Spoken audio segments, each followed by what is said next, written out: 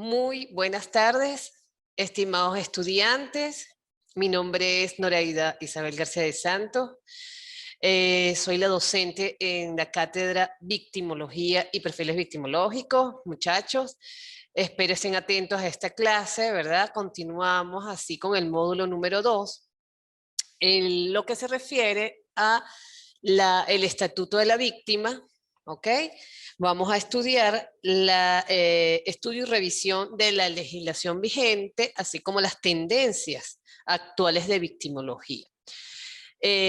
Para mí de verdad es un placer estar compartiendo con ustedes esta clase tan novedosa, tan importante, como lo es la victimología. Comencemos retomando o continuando, digamos, con el tema, y vamos a empezar a hablar en relación a qué es el Estatuto de la Víctima, ¿sí? Recuerden que el Estatuto de la Víctima se va a definir, ¿verdad? Como tal, es la víctima dentro de un proceso penal. En este caso, vamos a hablar dentro del proceso penal ecuatoriano. ¿Por qué? Pero antes digamos, ingresar a lo que es el Código Orgánico Integral Penal de la legislación ecuatoriana, voy en sentido general, ¿cuál es ese estatuto o cuáles son esas víctimas que se tienen dentro de este proceso penal? ¿Ok? Recuerden que vamos a tener siempre una víctima directa y una víctima indirecta. Esa víctima directa va a ser esa persona física, la que directamente ha sufrido ese daño o perjuicio, ¿verdad?, sobre su propia persona o sobre su propio patrimonio. En especial pueden ser esas lesiones físicas o psíquicas, daños emocionales o perjuicios económicos directamente causados por la comisión de un delito. Pero también tenemos las víctimas indirectas. ¿Qué son esas víctimas indirectas?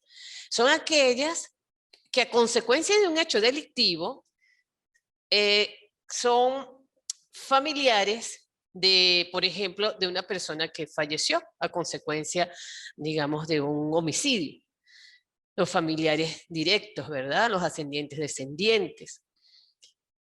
O esas personas que son desaparecidas y no se saben dónde están, pero a consecuencia de un delito, también, ¿verdad? Sus ascendientes son descendientes hasta al tercer o cuarto grado de consanguinidad, dependiendo de cada legislación, ¿ok? Así tenemos también excepciones, porque cuando se trata de los responsables del hecho, ya dejan de ser víctimas indirectas. Por ejemplo, ocurre mucho en estos casos, en los femicidios o feminicidios, donde el que le da muerte a esa víctima, a su cónyuge o a una relación de unión estable de hecho, ha sido su propio esposo, su pareja como tal. Entonces ya ahí él deja de ser víctima indirecta para convertirse pues en infractor o investigado o imputado. Así seguimos, ¿verdad? Que lo importante, digamos, de este módulo es, como les dije anteriormente, es cómo se encuentra dentro de la legislación actual la víctima. Y por eso traigo a colación el artículo 441 del Código Orgánico Integral Penal Ecuatoriano, donde nos dice o establece quiénes se consideran como víctima dentro de esa legislación ecuatoriana.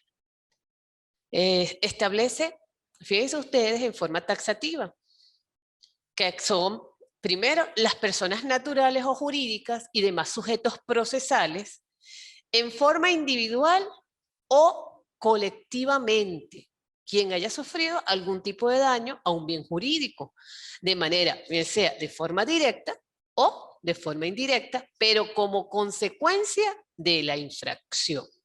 ¿Ok? Entonces es importante porque aquí estamos hablando de tanto estas personas naturales como personas jurídicas. También se considera como víctima aquella persona que haya sufrido una agresión física, psicológica, sexual o cualquier tipo de daño o perjuicio de sus derechos por el cometimiento de la infracción penal. Esto pudiéramos decir aquí que es la víctima directa, ¿verdad? Esa persona natural que sufre ese daño físico, psicológico, sexual.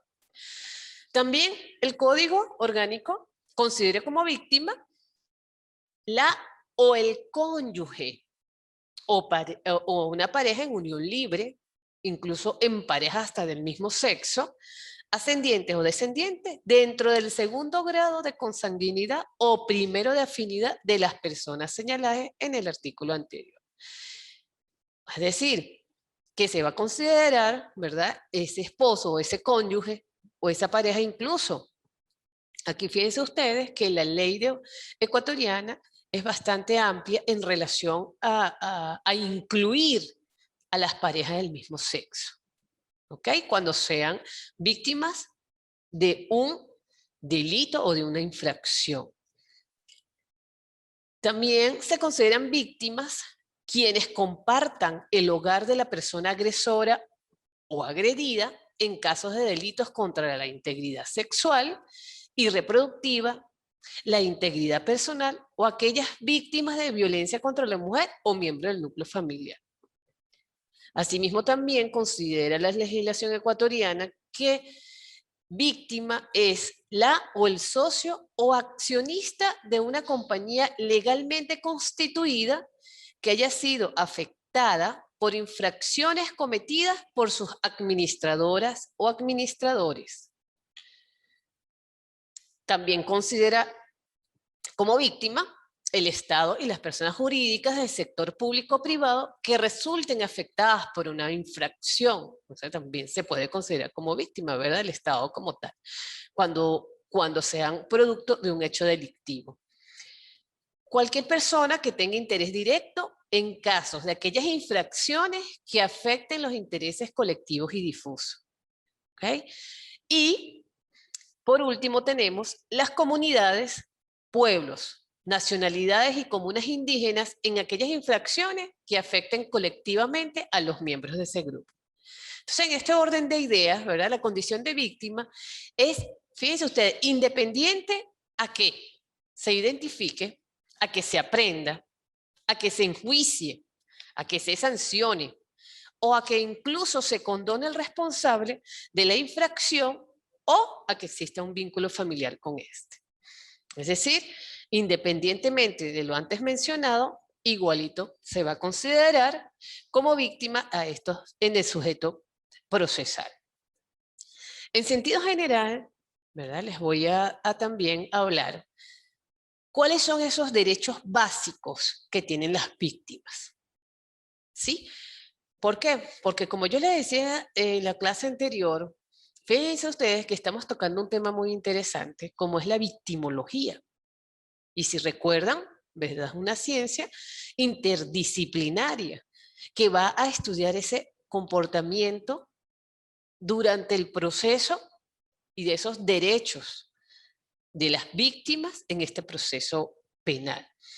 Entonces, como yo les decía también desde un principio, las víctimas lo que se busca es que además que son sujetos procesales, se les tome en cuenta en su rol de víctima, garantizándole todos los derechos procesales y constitucionales con el fin de resarcir, ¿verdad?, las infracciones que ocurrieron en su contra.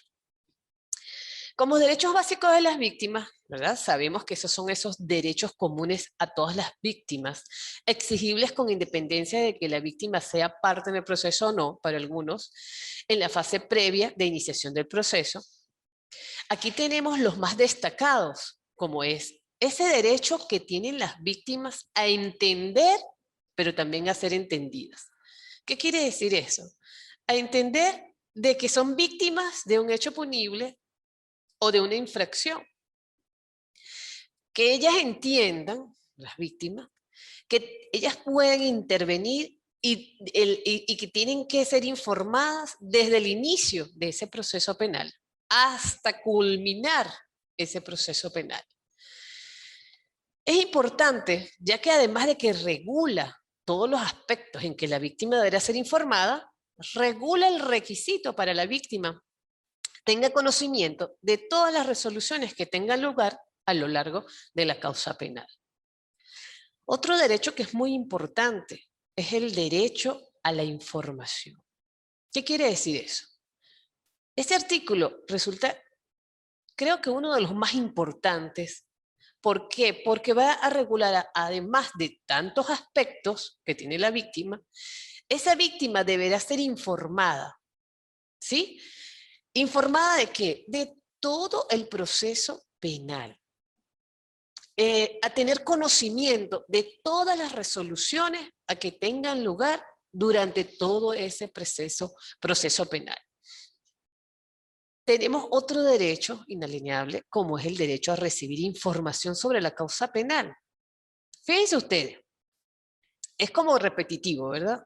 Derecho de ser atendida, derecho de entender, derecho a ser informada, derecho de recibir información.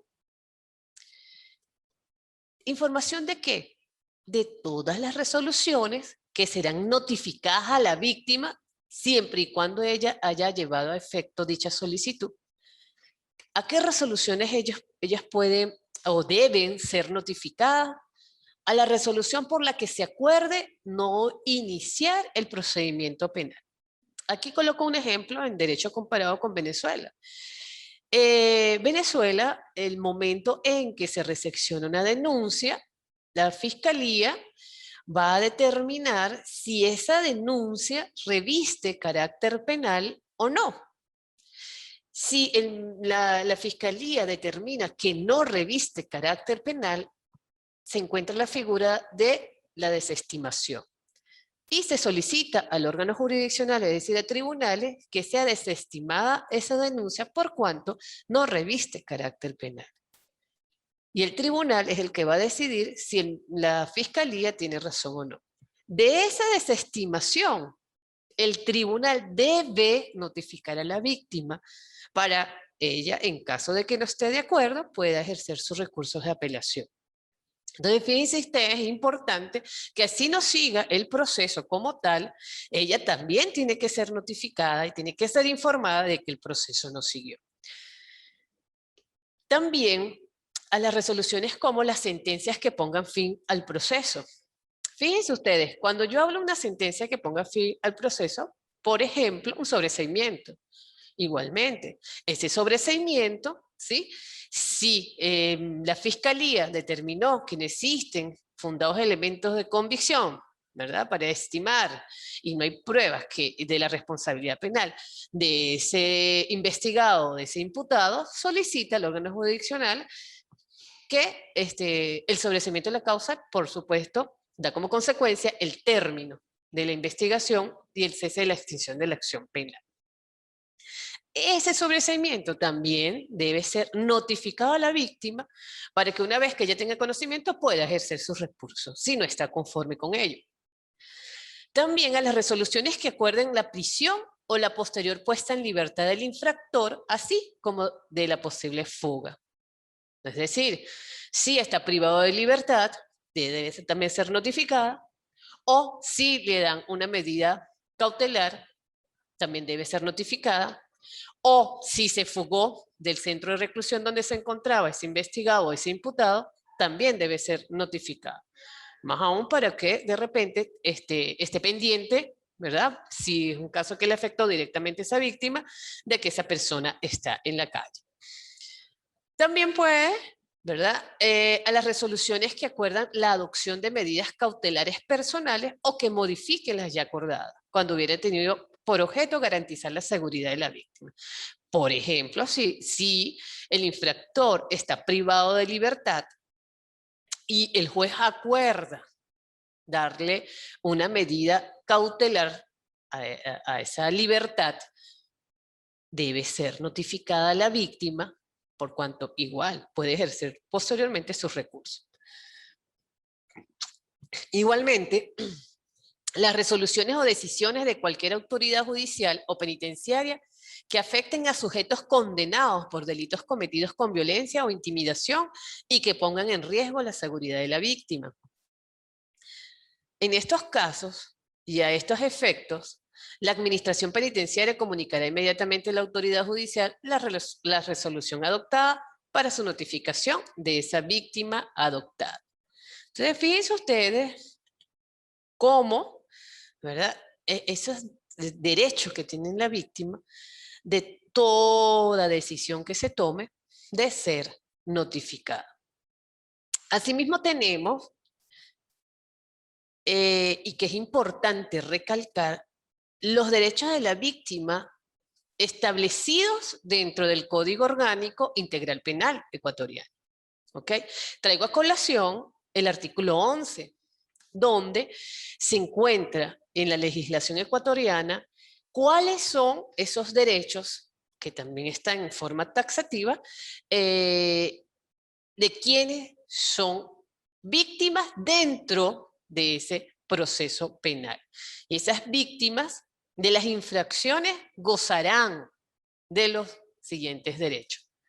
Tenemos el derecho, primero, el derecho a proponer una acusación particular, a no participar en el proceso o a dejar de hacerlo en cualquier momento de conformidad con las normas de este código.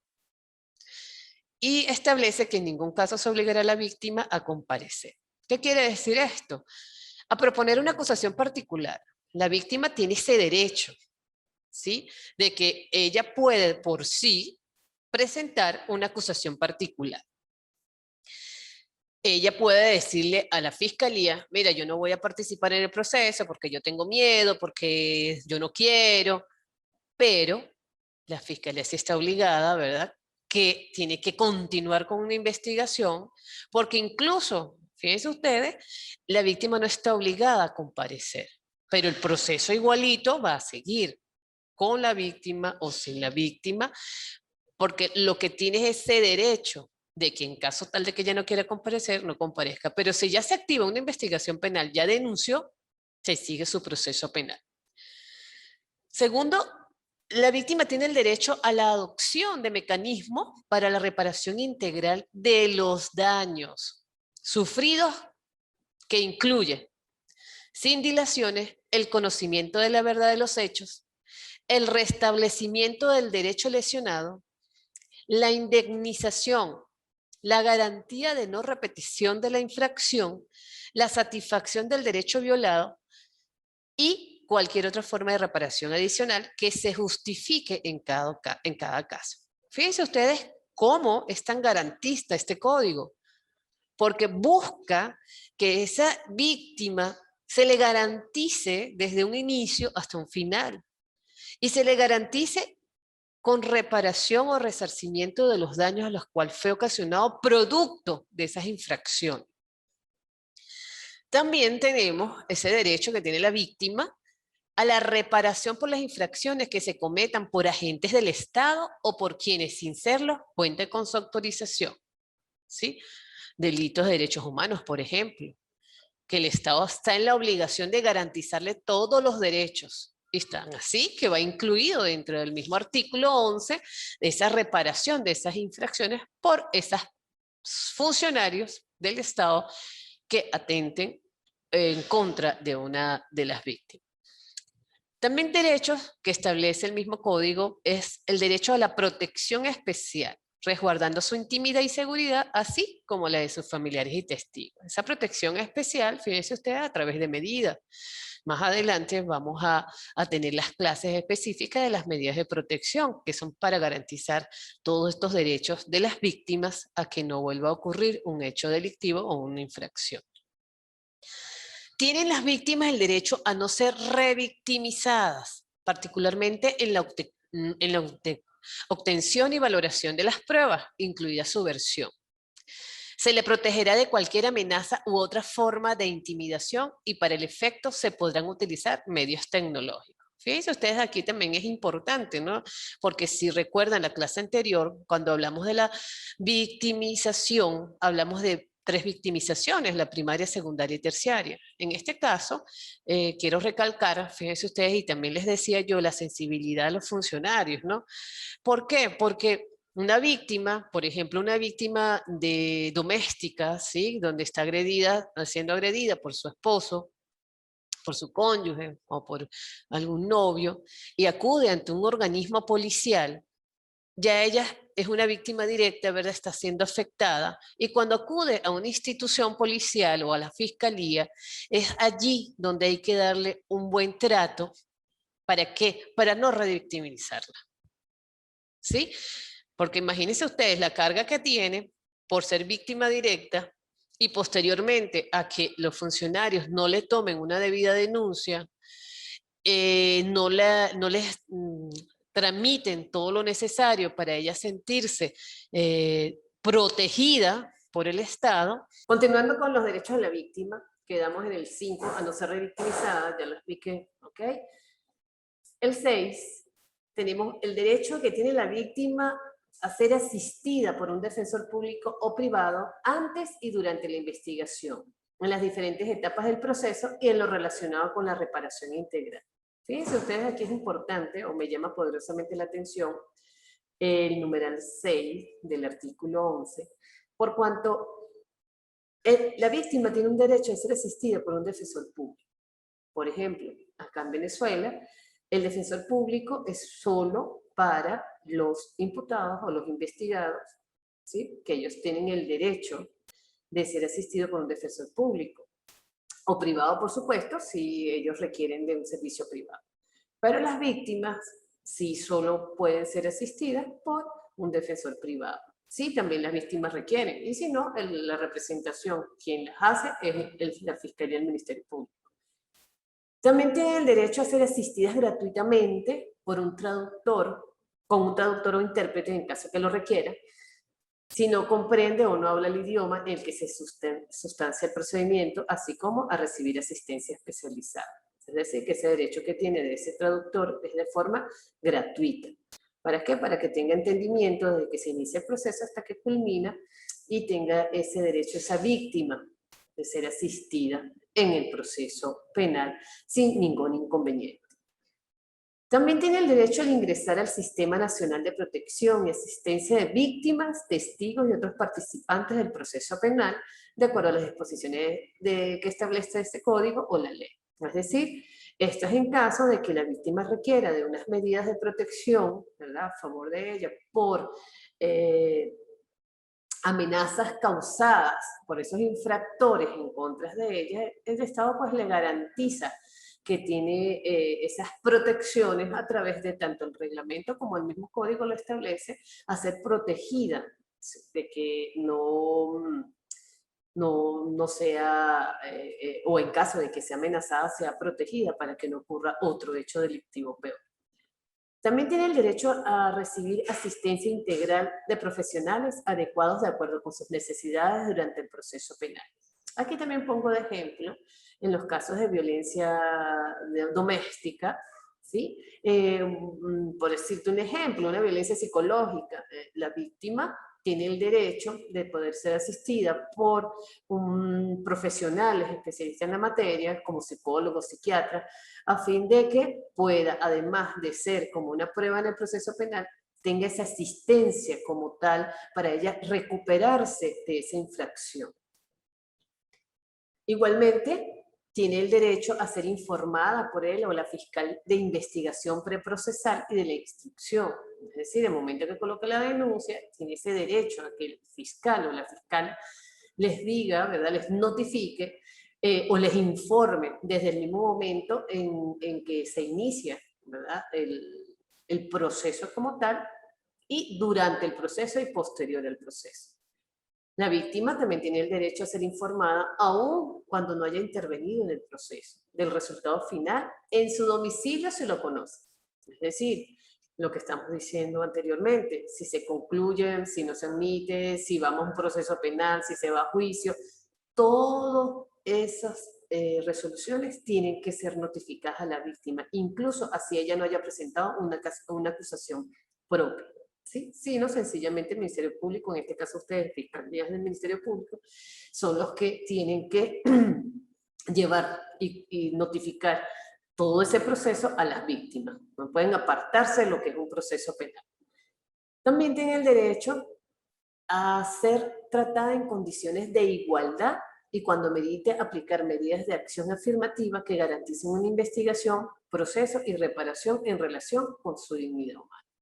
Entonces, en este orden de ideas, también el Código Orgánico establece que si la víctima es de nacionalidad distinta a la ecuatoriana, se permitirá su estadía temporal o permanente dentro del territorio nacional por razones humanitarias y personales, de acuerdo con las condiciones del Sistema Nacional de Protección y Asistencia de Víctimas, Testigos y otros participantes en el proceso penal.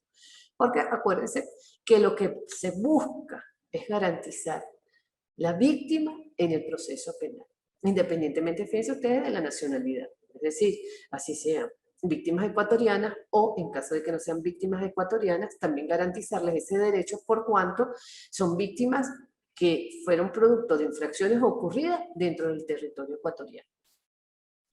Yo quiero o quise traer a colación también, como derecho comparado, lo que establece el artículo 23 del Código Orgánico Procesal Penal venezolano en lo que se refiere a los derechos de la víctima en el sistema penal venezolano, ¿sí? Y fíjense ustedes que ello se engloba solo en el artículo 23 en relación a qué son las víctimas de esos hechos punibles, tienen el derecho de acceder a los órganos de administración de justicia penal en forma gratuita, expedita, sin dilaciones indebidas o formalismos inútiles, sin menoscabo de los derechos de los imputados o imputadas o acusados o acusadas, la protección de la víctima y la reparación del daño a la que tenga derecho serán también objetivos del proceso. Fíjense ustedes, ellos en un artículo engloban desde varios puntos de vista también esos derechos que tiene la víctima. Ahora bien, tenemos así, ¿verdad? Como consecuencia, que además de que el mismo Código Orgánico Integral Penal establece esos derechos a la víctima, no podemos obviar los derechos de la víctima dentro del marco constitucional. ¿Por qué? Porque acuérdense que la constitución de cada estado es la supremacía de cada estado, ¿sí? Y si bien es cierto, se garantiza a través de normas procesales, también bien es cierto que se debe garantizar a través de normas constitucionales. He aquí que, por ejemplo, ustedes, el Ecuador, como fruto de ese proceso constituyente que hubo a través de la denominada Asamblea Nacional Constituyente, promulgó a partir del año 2008 una nueva Constitución de la República, en cuyo artículo 1 declaró al Estado como constitucional de derecho y justicia. Fíjense ustedes, constitucional de derecho y justicia. Que el país en este marco incorpora lo denominado bloque de constitucionalidad. Fíjense ese rango superior, ¿no? Bloque de constitucionalidad y la llamada cláusula abierta en la aplicación de los derechos y prevalencia jurídico-normativa. De allí que se considera que se incorporan los desarrollos normativos, doctrinales, jurisprudenciales modernos en la realidad ecuatoriana. ¿En pos de qué? De una nueva cultura penal y el fortalecimiento de la justicia penal, participar que se realiza bajo qué? Bajo los siguientes ejes. Tenemos a través de un imperativo constitucional, a través de la constitucionalización del derecho penal, la adecuación de la normativa nacional a los compromisos internacionales y al balance entre garantías y eficiencia de la justicia penal. Es importante señalar esto, ¿por qué? Porque fíjense ustedes, que a mí me llama también poderosamente la atención, que ustedes tienen un código orgánico integral. Cuando hablo de integral, quiere decir que ustedes tienen tanto el procedimiento como los delitos, ¿sí? Están integrados en uno solo. Mientras que, por ejemplo, nosotros aquí en Venezuela tenemos, además de varias leyes especiales, tenemos el Código Penal, que también se subsumen allí los delitos, algunos delitos penales, y a su vez tenemos aparte el Código Orgánico Procesal Penal, ¿sí?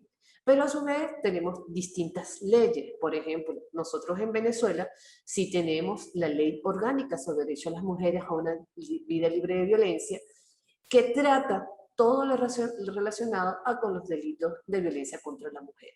Y fíjense ustedes, en esa ley también se aplica el procedimiento que se debe seguir. ¿ok? Entonces es distinto a lo que llaman ustedes, o lo que se incluye ustedes dentro del Código Orgánico Integral Penal, que de hecho es muy interesante. Traje también a colación por qué, acuérdense que estamos hablando del Estatuto de la Víctima, ¿verdad? Es decir, la revisión dentro de la legislación ecuatoriana. Y es importante recalcar la finalidad que tiene el Código Orgánico Integral Penal en todo proceso penal. El artículo 1 va a establecer que este código tiene como finalidad normar el poder punitivo del Estado, tipificar, fíjense ustedes lo que yo les estaba diciendo ahorita, tipificar las infracciones penales, establecer el procedimiento para el juzgamiento de las personas con estricta observancia del debido proceso, promover la rehabilitación social de las personas sentenciadas y la reparación integral de las víctimas. Fíjense ustedes cómo engloba un conjunto de situaciones dentro de ese proceso penal que van a garantizar no solo, ¿verdad? No solo van a garantizar al investigado o al infractor, sino van a garantizar también los derechos y las reparaciones a que sufren esas víctimas. También me llama poderosamente la atención los principios que rigen el Código Orgánico Integral Penal. ¿Por qué traje a colación el artículo 5 de este código en el numeral 20? Porque es importante, fíjense ustedes, hablar de la privacidad y confidencialidad, ¿sí? De aquellas víctimas de delitos contra la integridad sexual, así como toda niña, niño, adolescente que participe en un proceso penal. Tiene derecho a que se respete su intimidad y la de su familia. Incluso va más allá, cuando establece que se prohíbe divulgar fotografías o cualquier otro dato que posibilite su identificación en actuaciones judiciales, policiales o administrativas, y de referirse a documentación, nombre, sobrenombre, filiación, parentesco, residencia o antecedentes penales. Entonces, fíjense ustedes que como poco a poco vamos entendiendo, ¿verdad?, cuáles son o cómo se incorpora a la víctima dentro de este proceso penal. Por eso es que de allí estamos hablando, ¿ok?, de ese estudio y revisión dentro de la legislación ecuatoriana. Es importante también recalcar que con la vigencia de este Código Orgánico Integral Penal, se ha ido adecuando la legislación a estándares internacionales de protección, no solo del procesado o del infractor, llamémoslo así, sino también de la víctima. Es el momento en que la víctima no solo es un sujeto pasivo de la infracción, sino que debe ser identificada como tal para el reconocimiento de sus derechos y fundamentalmente la reparación integral en todas y cada una de sus modalidades, no excluyentes y que claramente se encuentran descritas en el artículo 78 de este Código Orgánico Integral Penal. Entonces, volviendo, ¿verdad?, a establecer la importancia que tiene la víctima dentro del proceso penal, no podemos separarlo de las, además, ¿verdad?, de las normas que están establecidas dentro del Código, de la norma constitucional que están establecidas en la Constitución de la República Ecuatoriana, sino que también a estándares internacionales. Por ejemplo, cuando hablamos del artículo 441 del Código Orgánico Integral Penal, va a recoger, que son quienes se consideran víctimas, ¿verdad?, se va a recoger disposiciones establecidas en la Declaración de la ONU desde 1985. El Estatuto de la Víctima de la Unión Europea, identificando a quienes son víctimas de una infracción. Es importante mencionar que los derechos de la víctima se han tornado expresos. No olvidemos que en muchas ocasiones la víctima se había opacado frente al autor de la agresión. Pues en muchas ocasiones se le dio visión que el procesado, el sospechoso, era quien estaba revestido de todas las garantías. Es decir, tenemos que garantizar el debido proceso a todos los imputados, a todos los investigados, porque si son violadores de ese debido proceso, causaría nulidad de todas las actuaciones. Y siempre dejaban a un lado, hey, ¿qué pasó con estos derechos de la víctima? ¿Dónde estaba la víctima en ese proceso penal? Estaba un poco olvidada. Sin embargo, la víctima se sentía desatendida por la Administración de Justicia. Y eso estamos hablando a nivel internacional. Por lo tanto, esa víctima era una persona que había sido menoscabada en su integridad, tanto física, psicológica y sexual, pero que es obligación del Estado, a través del sistema de justicia, resarcir esos daños y, en la medida de lo posible, volver a su estado anterior, y, de no ser posible, resarcirlos en cuanto se pueda, que aquello significa una reparación integral que incluya el conocimiento de la verdad y fundamentalmente las garantías de no repetición. Es decir, que no vuelva a ocurrir esa infracción en contra de ella.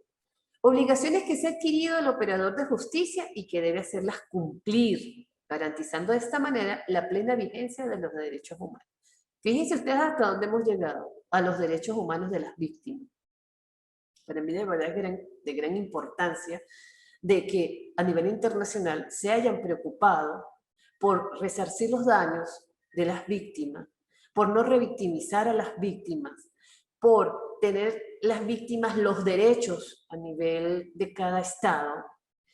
Es así como se le ha dado, digamos, esa internacionalidad a las víctimas para que todos los estados acojan en sus normas internas los derechos a que tienen las víctimas en ese proceso penal, ¿ok? Como queda indicado entonces, no solo el respeto a las garantías básicas del debido proceso son para el investigado o procesado, sino también a la víctima, independientemente si esta víctima es una víctima directa o indirecta, como lo dije comenzando clase.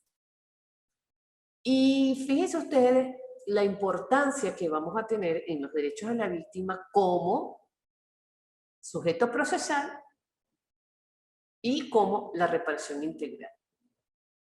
Sujeto procesal, como les estaba estableciendo siempre, es la víctima que está dentro de este proceso penal. Una víctima como participación activa al proceso penal. Independientemente de su calidad de acusadora particular o no, la víctima en el proceso penal ecuatoriano tiene derecho a participar activamente en el proceso o incluso a dejar de hacerlo.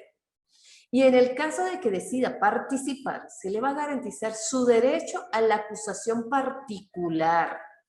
Pero si no lo hace, igualmente tiene el derecho a ser escuchada.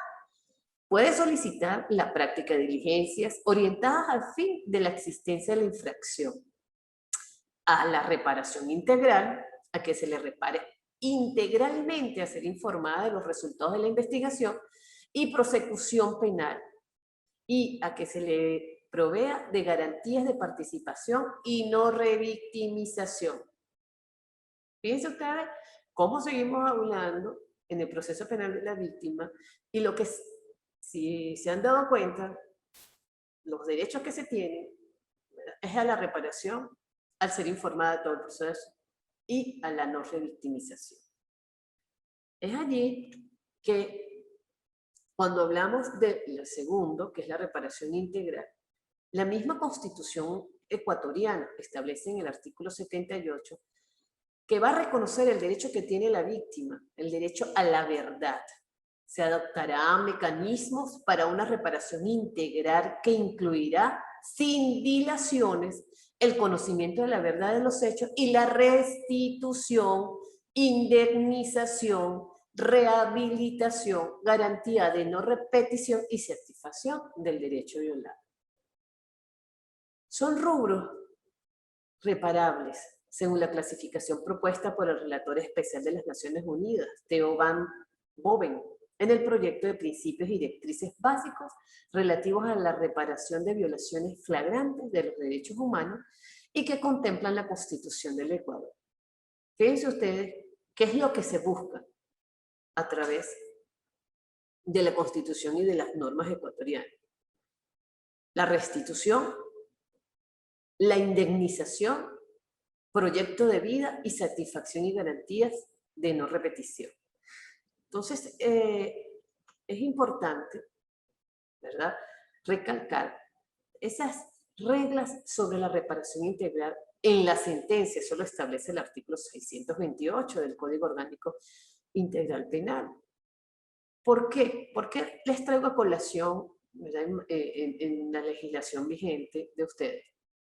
Porque toda sentencia condenatoria deberá contemplar la reparación integral de la víctima, con la determinación de las medidas por aplicarse, los tiempos de ejecución y las personas o entidades públicas o privadas obligadas a ejecutarlas de conformidad con las siguientes reglas.